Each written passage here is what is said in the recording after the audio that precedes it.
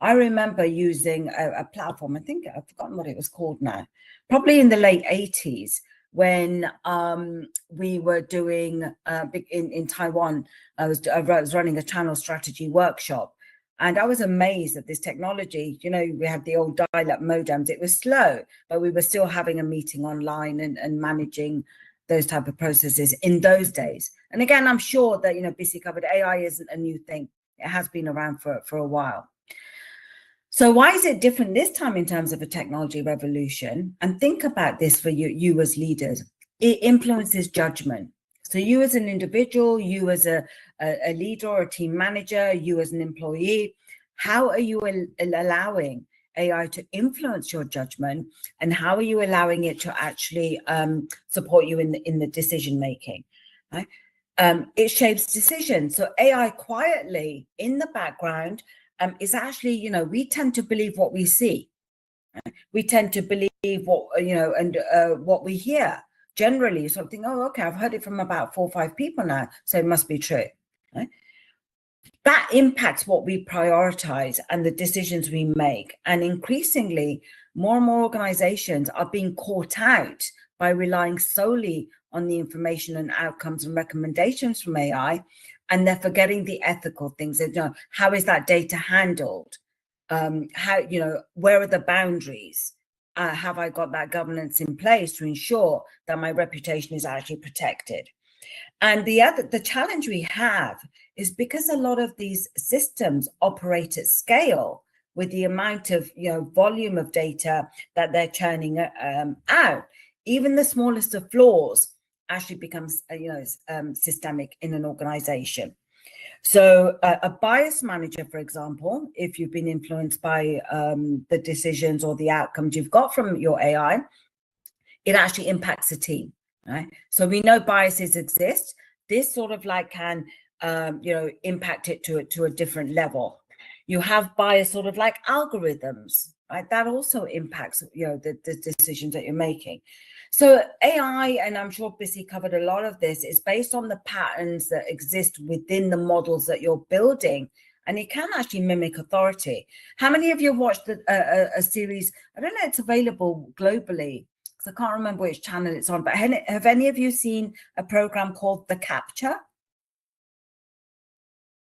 I can't see any hands, so I'm assuming that anyone has. If you haven't, look it up. I think it might be on Netflix. The first series of it came out about a couple of years ago. Right? Yes. And it's a really fascinating program to watch, because something that was imagined many years ago is happening in today's world. And it's I'm not going to give away too much, because I really want you to go and see if you can actually watch it. So where does that leave us? There are a number of fault lines with regard to ethics specifically when it comes to AI. Right? So if you look at recruitment, for example, and I'll talk about recruitment in a little bit more depth. But, you know, the invisible power of AI is the data that you have within your organization. And one of the things I want you to make a note of, and if you walk away with anything from my talk, because you've given me half an hour of your time, I would really like you to walk away with a couple of things. But the first thing I really want you to do is go back and ask yourself, how data literate are you, and how data literate are your teams? So data literacy is a key skill to have in today's world. Right? You can have lots and lots of data, but do you know you can only ask the right questions if you're understanding the data. And remember, there's so much data being thrown at you, you're not going to be able to go through all of it. You're making judgments on X amount of data, 75%, 60%, 50% data that you have. But how data literate are you? Do you really understand that data? The models that you operate within your company around data governance, data literacy, data privacy, all of those impact the recommendations that that are actually made by the machines and your processes that the human beings undertake. And that impacts the human decisions that are made. Right? So that decision-making process is really, really, really key. And this is why I also say it's the invisible power of AI, because I'll get to those 3 bits at the bottom in a second, because the outcomes are really based on bias, because everyone has their own subconscious bias and conscious bias. Trust. If the information, that you're, like the example I gave you right at the beginning, if the information is inaccurate, it impacts trust with your customers, it impacts trust with your team. And ask yourself, do you trust this data? I'm sure you're all well aware of the Deloitte case, whereby one of the lawyers, I think, relied on chat. I don't know which AI solution it was. Could be ChatGPT or Grok or Claude. However, what the outcome and what they presented in court, some of those cases didn't exist. So those cases were actually phantom cases, and the bots were hallucinating. Secondly, some of the acts didn't even exist. So you really need to check, and because mistakes can be made and it can cost you an awful lot. So when you look at that power of AI within your organization, data literacy is the one thing I want you to take away. And the second thing I want you to think about is, how biased are you? How is it impacting your ethics and your bias when you're making those decisions? Right? With me so far? So I want to look at 4 specific aspects of ethics when it comes to AI. The first thing is around recruitment. Right? I don't know how many of you, are involved in recruitment or have, as I said, have your own companies or are an employee. Whichever one it is, this impacts you, because historically, how recruitment has been undertaken is the data and the processes and the information that an organization has on their recruitment policies and the type of candidates that they've had in the past. So their hiring systems are already disadvantaged certain individuals because they don't always take into account diverse perspectives. They don't think of future opportunities in bringing different people on board. And it doesn't mean that, organizations are intentionally being discriminative. But, when it comes to AI, and if they've used AI for those type of recruitment patterns, and when you'll see it more and more now, and especially because people are fearful of losing those jobs. So AI will only learn from those historical patterns. Right? So whatever patterns have been in there, any historical data could actually impact that bias as well. Right? And one of the most important things I want you to take away, along with the data literacy side, is AI does not remove those organization values; it amplifies them. So the second thing around that in ethics is your culture. What type of culture and values does your organization actually have? Because whatever you have in place and whatever that foundation is, that's what AI will use as a foundation, and it will build on that. So if you have a toxic culture, if you have a culture that's unfair, if it's a culture that's not inclusive, all of those will only be amplified by AI. So so basically all AI is doing is, here's your foundation, here's your culture, these are the values. So it builds on those. So it goes back to industrializing unfairness and those biases. Right? So let me just ask a question, if I can see a show of hands. How many of you have actually, if you're an employee, how many of you have had to go through bots to get through a sifting process for interviews? Or if you're an employee, how many of you using AI for your hiring process?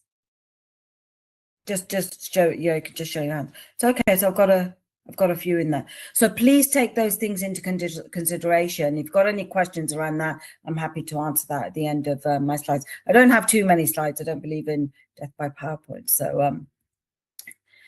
I'm trying to keep it brief. So the second fault line I want you to sort of consider is think about authority without understanding. So basically, especially if you're not that confident with new technologies or you're a bit afraid to use AI. I mean, I came across one of my old business clients last night, and there's 2 ladies who run an amazing technology microencapsulation company. So one of them has totally embraced AI and is using it, they've sort of taught it, they've cloned the AI platform that they're using to understand their business, understand the leaders, between the 2 CEOs within the business. The other one refuses to touch AI. You've got one CEO who's very keen on it, co-CEO, the other one totally refuses to touch the AI. So AI can sound very confident even when it's wrong.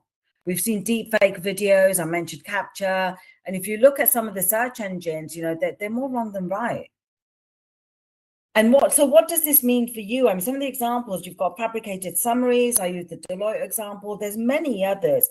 You've got fake recommendations coming out. You've had, you know, Taylor Swift, I think it was, that had AI cloned.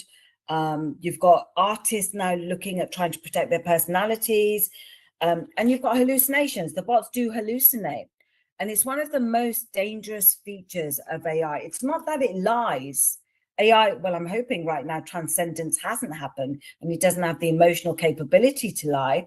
But basically, you know, it builds on what it thinks is the truth, and it amplifies it. So, you know, and humans by nature, we are psychologically vulnerable to confidence when systems are very fast, things are moving at a very fast pace, and the pressure is high. So we tend to sort of like crumble under pressure. But what this means for you as a leader, as an organization, is the reputational risk. Right? If the governance isn't in place, reputational risk could be immense to your organization. Right? And what happens is, from a skills-based perspective, your people, including you as a leader, you start losing the ability to think critically. Right? So you're not challenging, you know, what's being given to you, sort of like start accepting it, even if you keep drilling down and trying to sort of like ask it to make the response better, faster, quicker, smarter. You're still not challenging the recommendations that have been given to you.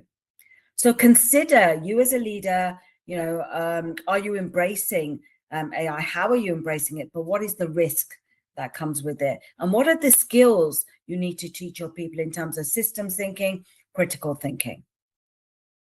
The third ethics, sort of like fault line I want to discuss, is around privacy and data. And I did mention data literacy earlier on. You know, there's big anxiety about the fact that AI is going to replace 80% of jobs around the world. But so when it comes to leaders, it's like, well, you know, how do I manage this? How do I manage my teams? How do I manage my people? So as a leader, or even as an employee, you have to have, especially as a leader, you have to have a data strategy.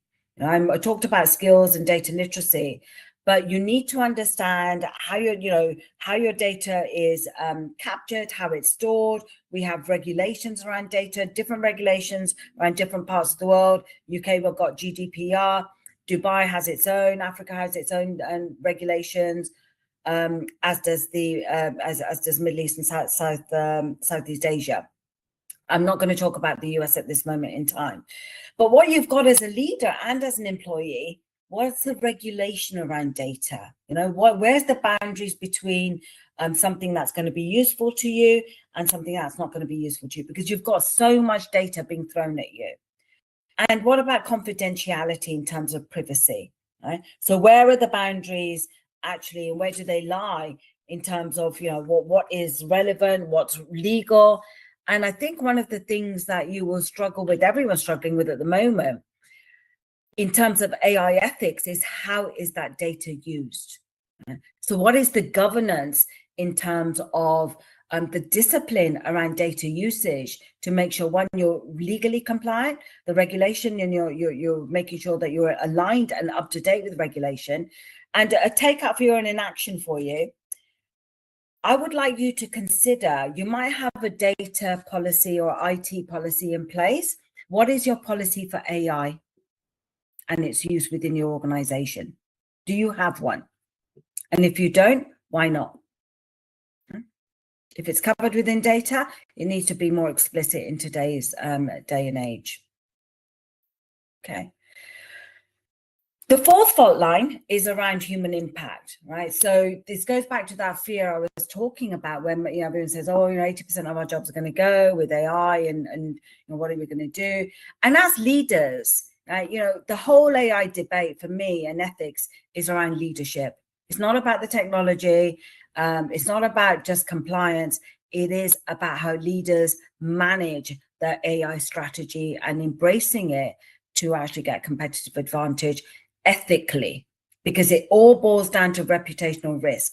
Some of you may remember, and AI wasn't around in those days, but some of you may remember Enron. Yeah.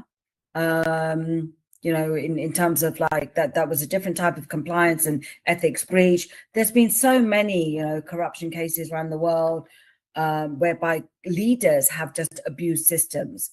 But now what you've got, I think even last week I read an article that Claude had actually wiped out a whole company database.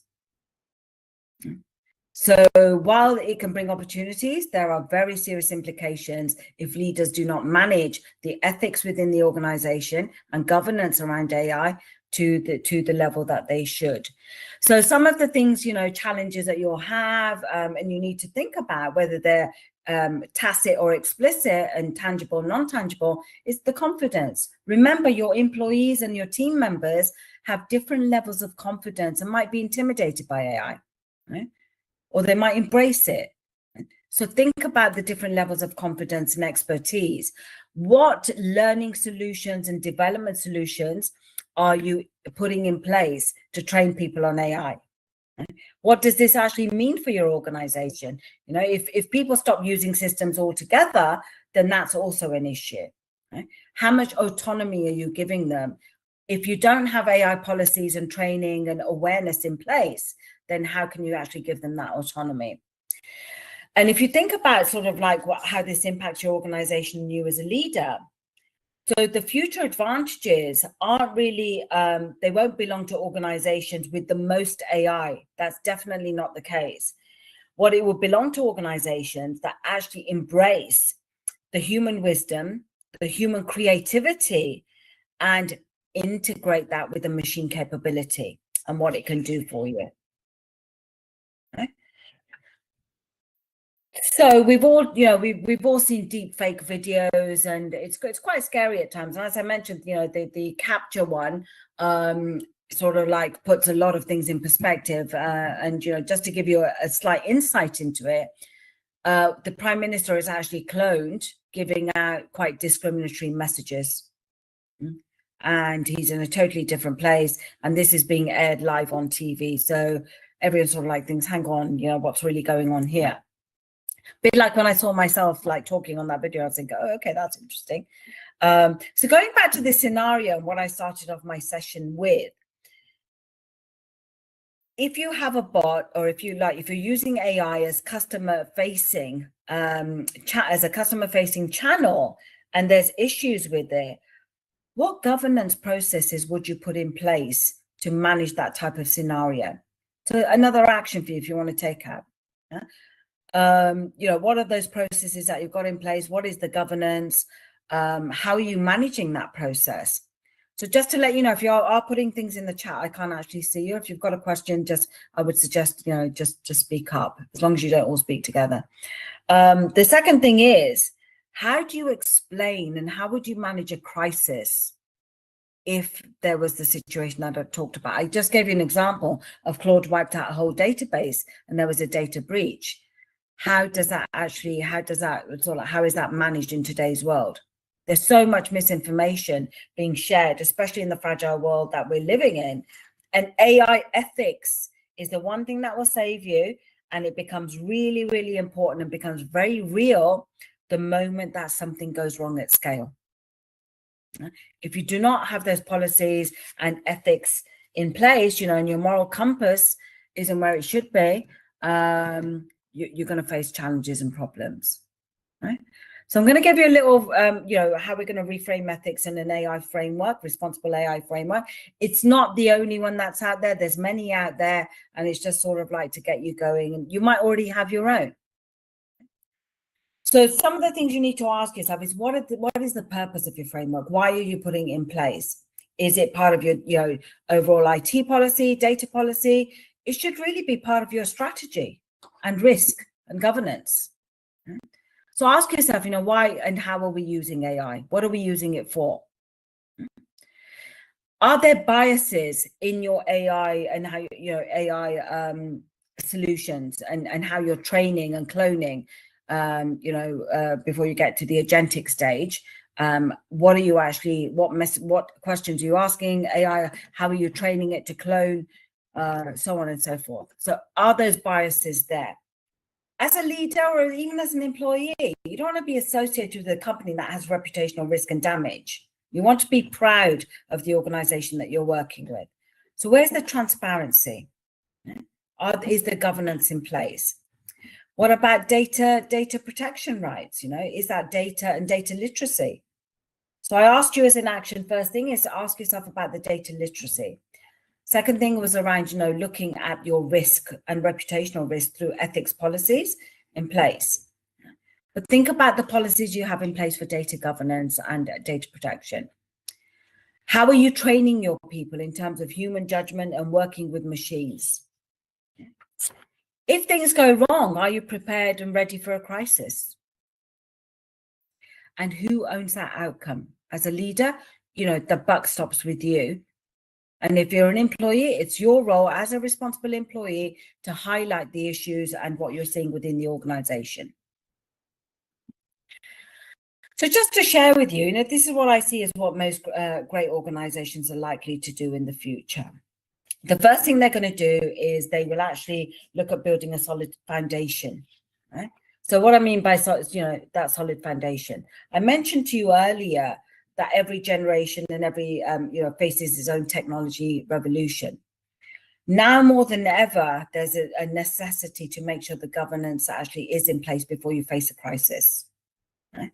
That trust has to be there within the organization, so you can translate that to customers and consumers and your partners. What are your teams doing? That human interaction has to be more, more integrated. It has to be more accountable. This isn't a technology play. While it might seem it, it's actually a big leadership play in terms of how leaders, unprecedented times calls for unprecedented leadership. This is more unprecedented than ever. You've got a very fragile geopolitical climate. You've got technology moving at the pace of God knows what, quantum computers and all sorts of things.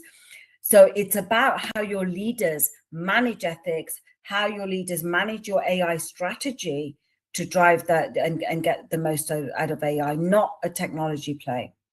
And it should, ethics should be a strategic asset overall. So what does the future hold?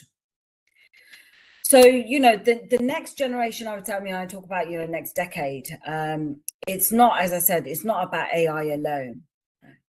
It really will be defined whether humans remain worthy of the power that they create. You're already seeing how much AI is being abused out there. And I think, the rich are getting richer and the poor are becoming poorer across the world.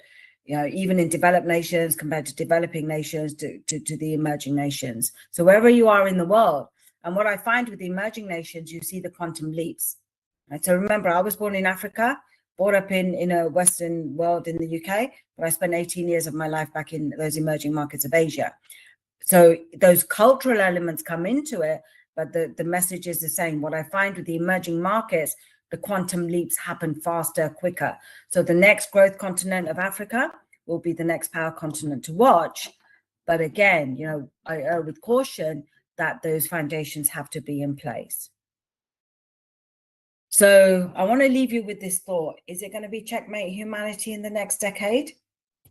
The answer for me is very simple. It really is up to you as leaders.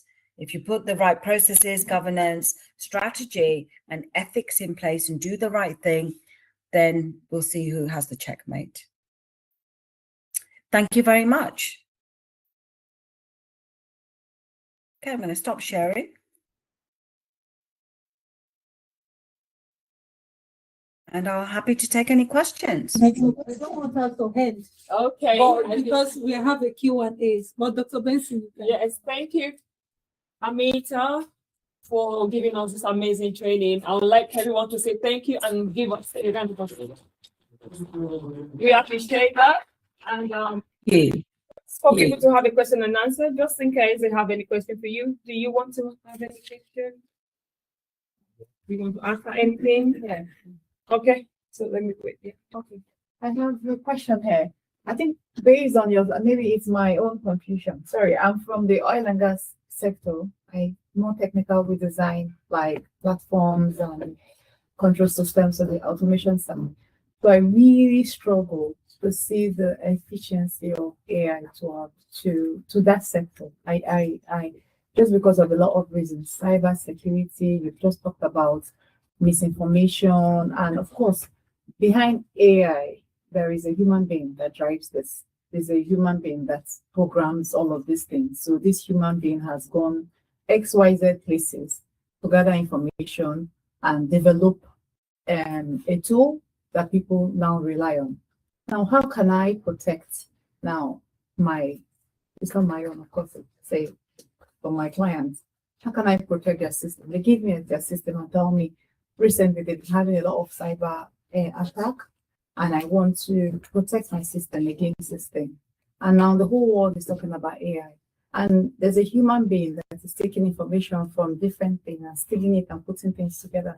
And what do you recommend for industries like this now? How do we protect ourselves really against this modern digital? Because personally, I think you should stay out of touch. We should cut it down. Be safe and take everything about AI until somebody gets, because it's a human being. The AI is not, it's not the machine. It's a human being programming the machine. The human being puts in codes inside the machine to work. So there are criminals out there, So what is your recommendation? Okay, thank you very much for your question. The first thing I'd like to say is, you're talking about oil and gas, a highly regulated industry. Oil and gas, you've got upstream, downstream, critical to many nations. This is why I didn't want to talk about technology. I didn't want to talk about, compliance on its own. But the key message from my talk is about leadership. Yeah? So when you say, how can you protect yourself, that really has to come from top down within an organization. So, what policies do you have in place to actually look at AI? How are your people being trained? What you said quite rightly, it's all about the human beings and what they're putting in, right? So you need to train your people to understand, first of all, the boundaries of data literacy.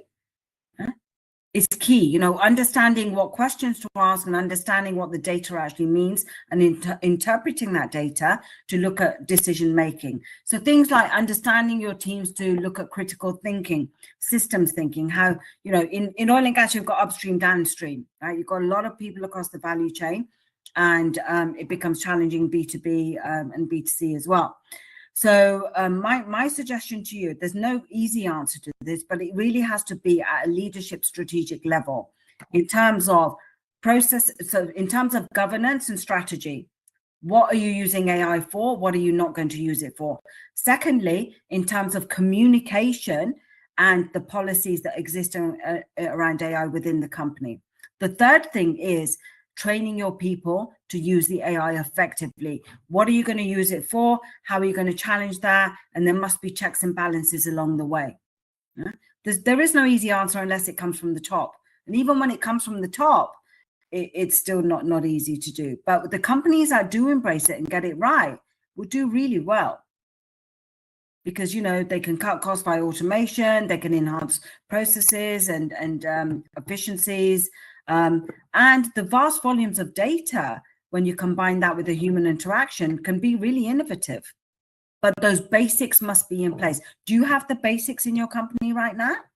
Sorry, I don't know your name, but the lady who asked the question with regard to the oil and gas. Do you have the basic strategy or governance in place right now?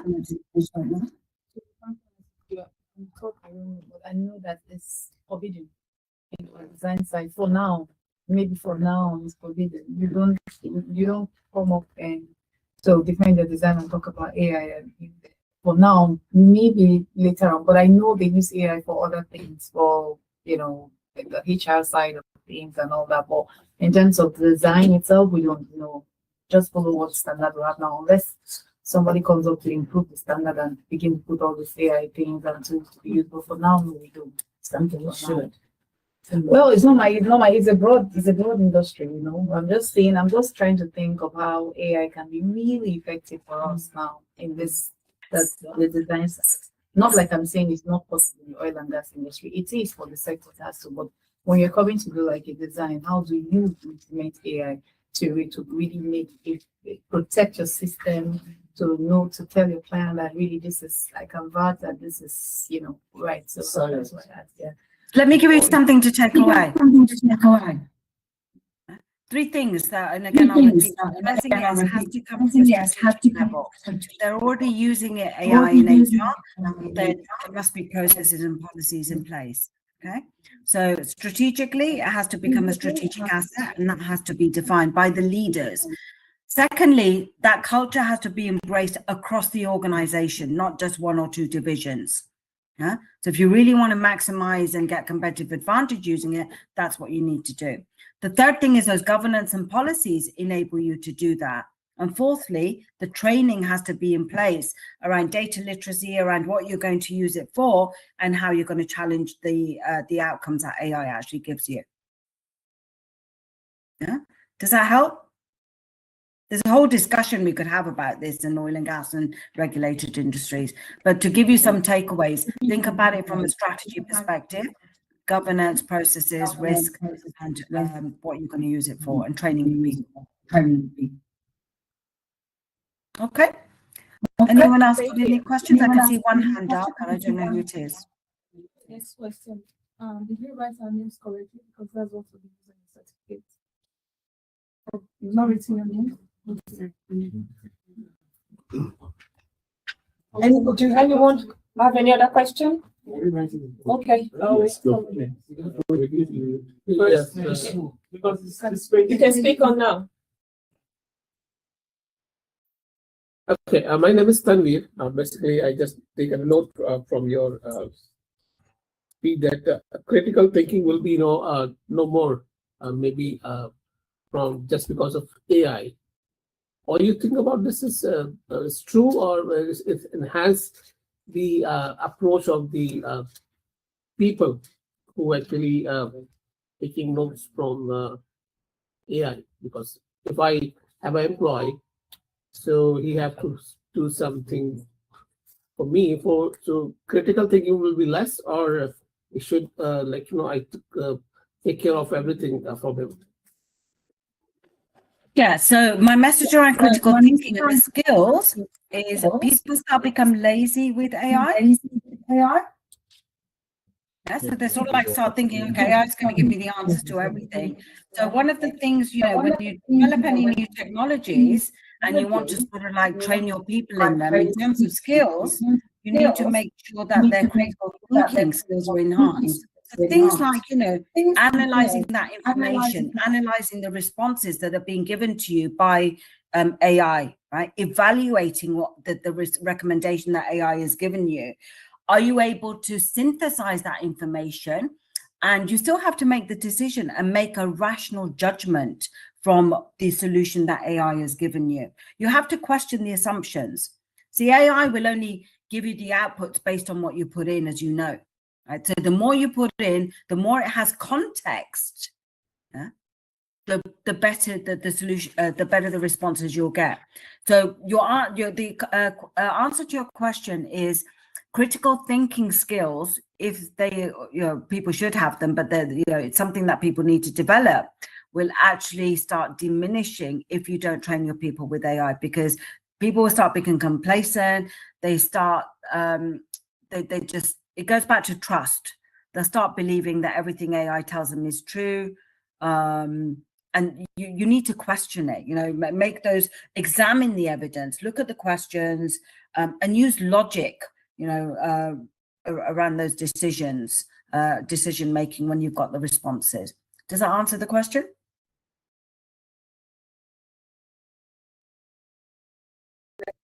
Yes, I believe so. Some of the part of this answer, but still I'm talking about that,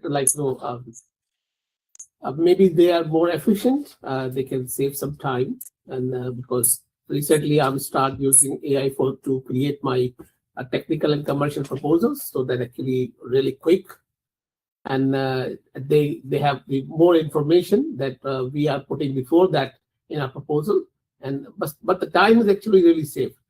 And we go through with that, and so I believe so. It's good for us, maybe on some sort of like specific requirement, but critical thinking maybe is behind the the employees. So Yeah, look, I totally agree with you. I totally agree with you. Tons of times give you better outputs. But again, you still need to have context there.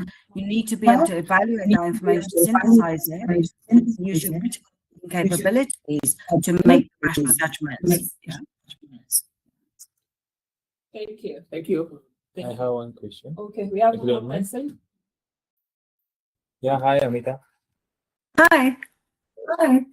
So my question is this: where does AI create the experience for the marketing purpose and operational purpose, and how to become the good ROI using the AI? Okay, so you've asked a couple of things there. So where does AI come into play for marketing purpose? What was the second one? Yeah. And handle the team. The AI, so marketing, the team, and ROI, yeah?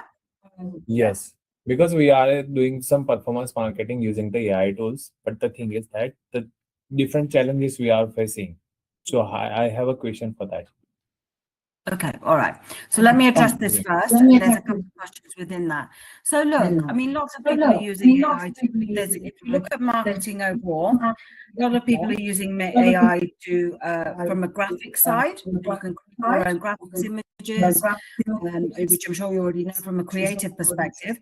Secondly, in terms of running campaigns, so you can use it for that. The third thing is you can even sort of like create products. So use it for new product development based on research. I don't know. I don't think they've got as far as clinical trials yet, right? You use robots to do. They might have. I'll look that up. But from a marketing perspective, I think those are the type of things you can do. You've got multi-channel marketing, B2B, B2C. And you can put in whatever you want, look at the brand promise and get AI to create a campaign based on your brand promise. And you could even get it to do a competitor's analysis to make you that unique.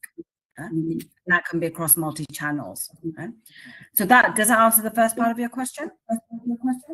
Yes. Yeah, the second one is around return on investment. Now, return on investment, so again, it goes back to, so if you look at a traditional direct marketing campaign, you're going to get around 1% return, right? So if you're lucky in terms of responses, and then link that back to conversions. So traditionally around customer satisfaction and stuff, if once they become customers, you could look at CSAT, NPS, right? So there will be new models coming out for specific measures around ROI. And I don't think it's going to be that easy, but this is where AI could potentially help you. Right? So if you sort of like say, right, I want to run this type of campaigns, but I want an ROI of 10% net profit. See what models, I'd be really interested to see what models AI actually comes out with to do that. Because remember, you have got a global audience. You have to take into account different cultures, different language meanings, different consumer behaviors, different demographics. All of those will impact your ROI. So it's not a straightforward model. And it depends on the timing of your campaign as well. So festives might impact that. So what I would say is before you launch a campaign, decide what you want to do and why you're doing it, how you're going to do it, using AI, but get that performance framework agreed upon, like you would with a normal campaign. I'm going to send out 5,000 mailers. I'm going back to olden days. I expect 0.1% response, out of which I'm going to convert 100, which means X% into profit. Okay. Does that help? Yeah, sounds good. Thank you. Thank you so much. We have one more person. Please can you take that? Then we'll call it the session with you. Thank you. All right, thank you, Anita. I Hi. just wanted to ask, As AI continues to automate technical and operational functions, what do you believe human leadership becomes even more valuable rather than less valuable?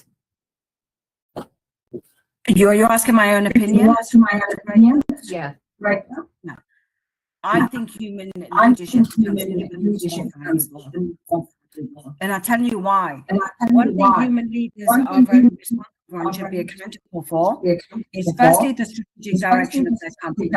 They decide how, when, and if you use AI and define the outcomes they expect. Most importantly, more important than that, is the governance, ethics, and the culture. Human beings still set the culture. AI doesn't have the emotion to create the culture. Right? So if you have biases, if you've got a toxic culture, if your culture doesn't encourage development to embrace AI, you're going to struggle. You're going to have a fragmented culture.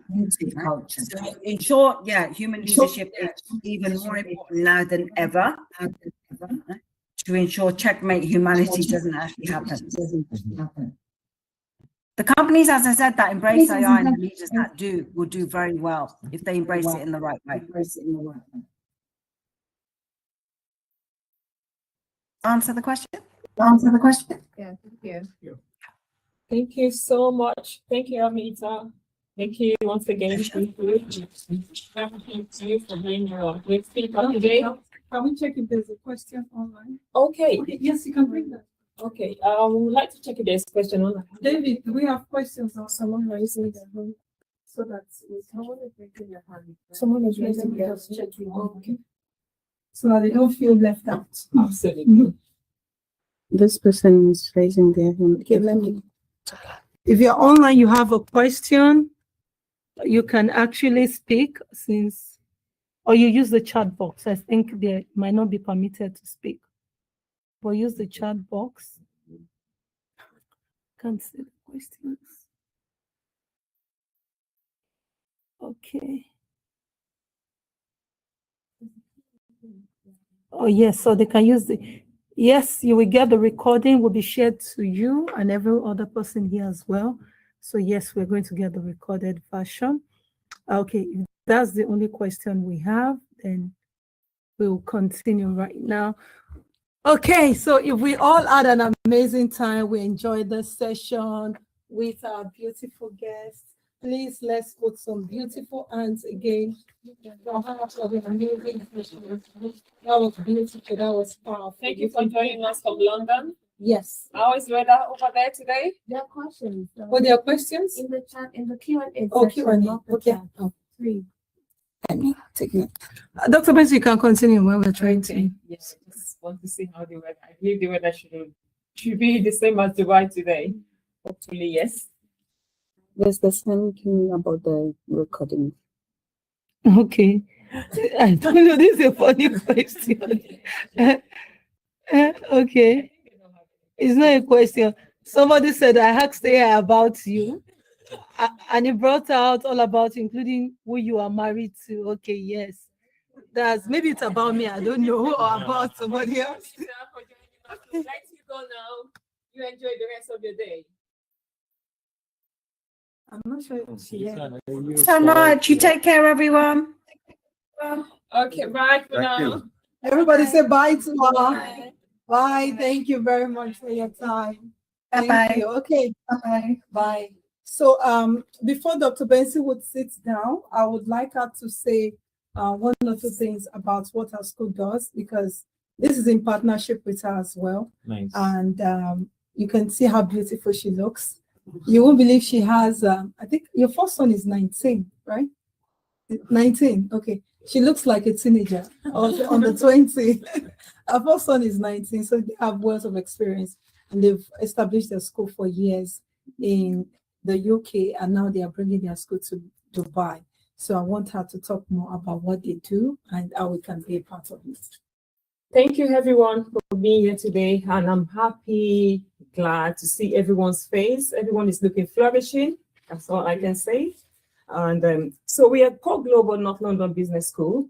We deliver and provide courses for corporate companies. multinational companies, small media companies, and also we have a delivery of BSc and postgraduate courses to people across the globe internationally. So our new school will be in Dubai soon. So hopefully we'll be letting you guys have further information. We have a presence here already, but we are making sure that we are delivering and training people.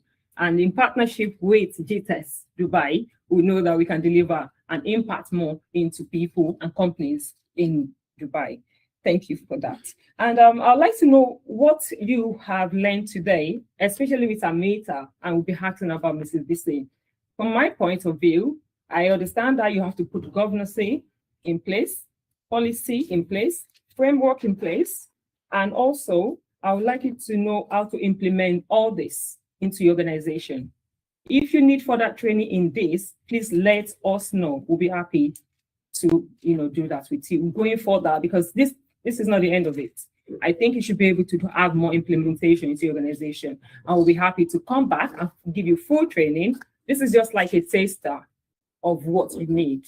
And to be ahead of every other company, you have to be involved and know what you need to do in your organization, because organizations that learn and know what to implement are always ahead of every other companies. So I want you to please sign up for the full course with us going forward, and we can have information about you today if you want to sign up for further training with us, which we'll be able to do. But do you have any question about what Amita have said today that you would like to implement? So we can take it back to her, then we'll use that to kind of work like a bespoke courses for your organization personally.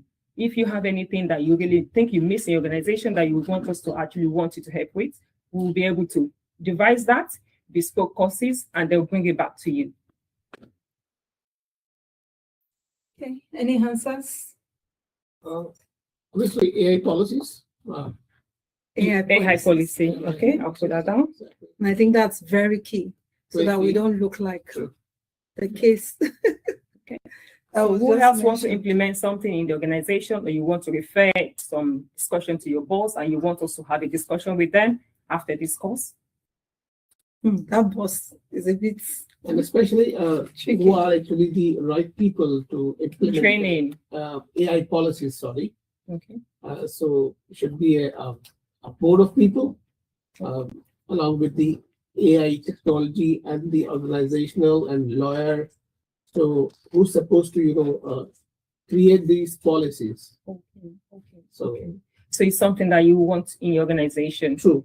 Okay. Exactly. Thank you. And your name, if I may have? My name is Tanveer, Tanveer. Okay, we'll have your email address, then we'll be able to further discussion with you. Thank you. We have more sessions to take with Mrs. Bissey, but for now, let's carry on, and we are here. Let's network, please. It's important for us. Thank you. Thank you.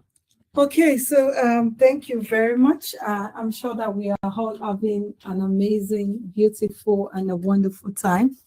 Please, if you are, you can let us know if you are having a boring time or you are having a waste of time, so that we would actually know where to fix everything. Sorry, we have to put this on the screen because people are online. There's no screen being shared, so you might see your faces. Don't worry, you're all looking amazingly well. So we have another session coming up. The person taking the session is downstairs, so we're waiting for her to come up. But while we are waiting, actually, can you remove all that out of the packs? Yes. Branding is very key to me, so I don't like what I'm seeing there. That's why I've not announced that. So we're going to have you go right now for 10 minutes. You want to have a pee break. You want to connect more with one another. You want to take water. We don't have tea right now, but you want drinks. You want to take a little snacks as well. You can have that, and we'll be back. What time is it now? This is 1:24.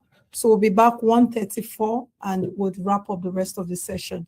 Then if you still have more questions, we'd love to take them.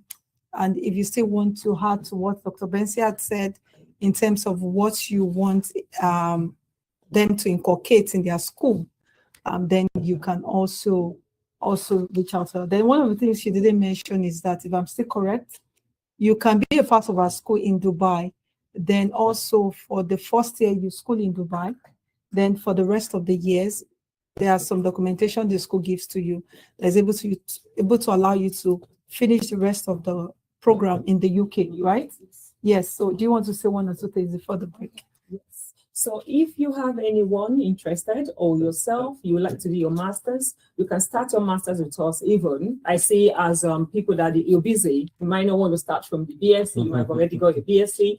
So if you want to do your master's, you can do your postgraduate, then your last 3 months, even the dissertation, can be done in UK. So we'll put that in place, we'll support you with that, and you'll be able to come and achieve that. So you have, a global certificate. That is what we call it. So another thing, if you have anyone interested in BSc courses from any country, you can let us know. They will come to Dubai from their home country, do their first year, second year, and then third year will be done in United Kingdom. That's another way you can work with you. So Thank you. when you say the third year or the final year, is it a continuation of the same school, or you have an affiliate to another school? It is a continuation of the same school. Yeah. And you're also affiliated to a school. Yeah, to some universities. So they can decide on other universities that they want to do their last year with. We'll be able to do that with them. Isn't that amazing? This university is I'm a started or marketer. it want to be started? This university is already started or it's want to be started? Started. Which part of the world? United Kingdom, that's where we're based. But if you have anyone international that want to come to Dubai, they start with us in Dubai, then move to UK for the last year. So it's 3 years course. That's what I'm calling it last year. Okay. It's not 4 years course. Okay. And how many days you want to spend? 2 days a week. 2 days a week. And how much hour? How many hours? How many hours? About all the total was 240 hours for the modules. So they'll have the 2 days and they can work at the same time. Okay. This is on a year. No, it's on business management, MBA management, strategy management, and all that courses like accounting law. So any course you can think of. Okay. My name is Brian and I'm an artist. So I want to ask, do you have anything that has to do with We can definitely support you on that. Yes. Be in touch. Thank you. Okay.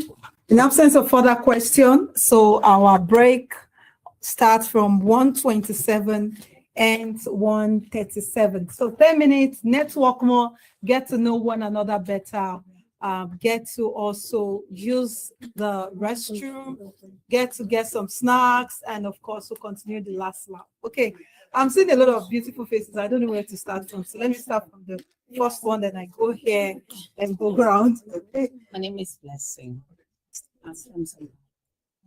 I'm based really. Look alike actually. Yeah, very true. A lot of people they ask me. She looks Igbo in my culture, yes. She's from Zimbabwe. From Zimbabwe? Yeah, I'm from Zimbabwe. So for here, I've been here for 5 years here in the UAE. Yeah, I'm based in Sharjah. That's where I work as a business development executive with a free zone called the Sharjah. But in Zimbabwe, I'm owning a company by the name of Later Distribution, whereby we are into logistics.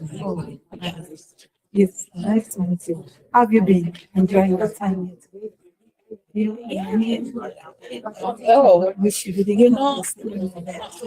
you know what happened? My children and my husband, they came to drop me here and then went to church, and I said to them, you guys, I need to go and learn. No time for me to learn. Let me just go and do this. Because AI is something that is good. Because I've been seeing a lot of people creating these funny videos and then it's something that is good. And when you're yeah. And did you see what I created? Now I'm not seeing that it was telling me that I have to do the payment. Let me just to show you the one that was created for me. It was really nice. I really liked it. Like, wow, this is something that is good. Fatima is downstairs. So please let me follow. Oh, she's downstairs.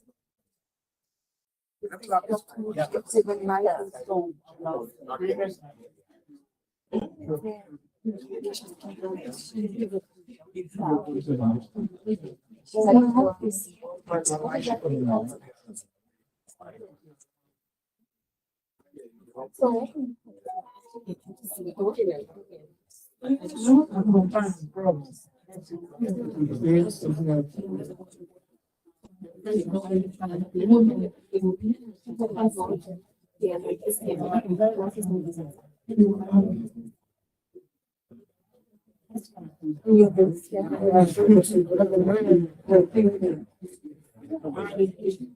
just have to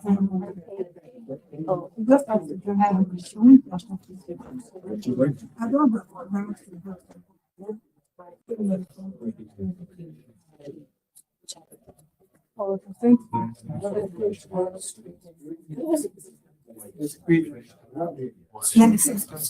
Okay. Oh, this is you. Oh, nice. See what she made. Yeah. She made use her own picture.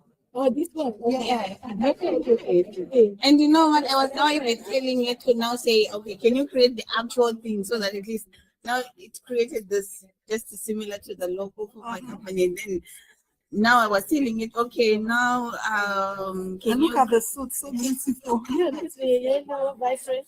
Yes. This is very nice. Yeah. And now I wanted to take this to the rock, and then put the one that was created here, and then I let it speak as if I am the one who is talking. Oh, So nice. yeah. It's amazing. Thank I'm you. glad to hear that. Somebody inviting us. Something here. I want to ask questions. This is from my boss. When about this slide, he asked me, what is it? The answer. What happened when the AI is done? What is the answer? So what about your AI? Let me start with who owns the outcome. You own the outcome, not me. So AI can always be wrong. And that was why this company, I don't even have the information was talking about that cloud AI because it's didn't do the research. So it means that AI cannot replace you, also still continue the place of continuous learning. Because if you don't know the industry, yes, so you also have to direct AI. Tell me, it's not so if AI is giving you a research, that this is right, you also go and do your research. Like say I saying the truth. Because you know AI is getting data from different sources online. So that's the way AI gets information. Gets from different online sources. So if you also don't go and check to be sure that no, and people can post different things online, both the right news, the wrong news, and AI goes to pick the sources and answers from the wrong side. That's why AI can be wrong. Yes. Because it's only the page on what it is. Right. You are the responsible. We the one that make the algorithm. Yes. So we the one who because we the one who put the Yeah. Is she coming? She's here. She's here. Where is she? Where is she? I don't know what she mixed up. Well, let's say office. When I say what you're training, not in the training office. Oh. Let me follow.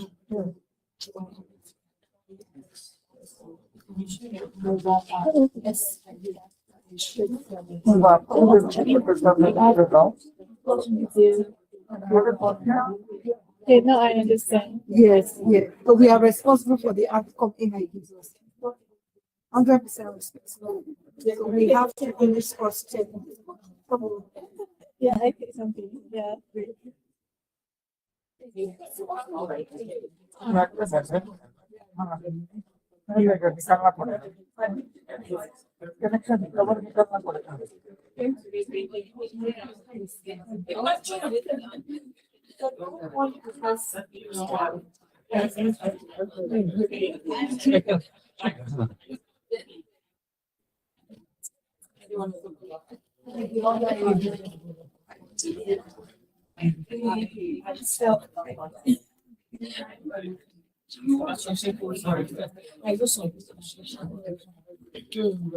we will have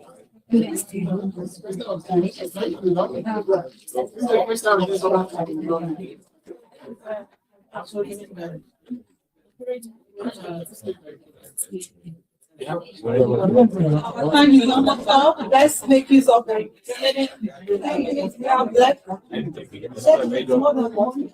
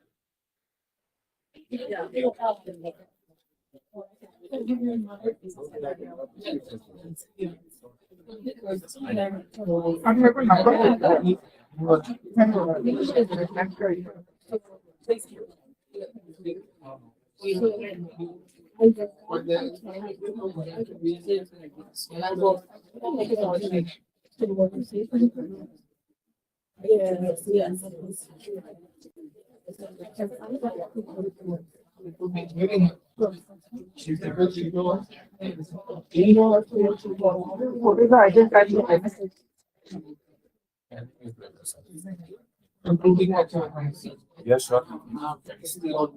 अपनी तो फिर world में ही आऊंगा मैं, of course. मैं DLD नहीं रहूंगा उसके लिए. कॉफी भाई साहब DLD में बढ़िया मिलता है, इससे अच्छा कॉफी नहीं मिलेगा आपको वर्ल्ड में.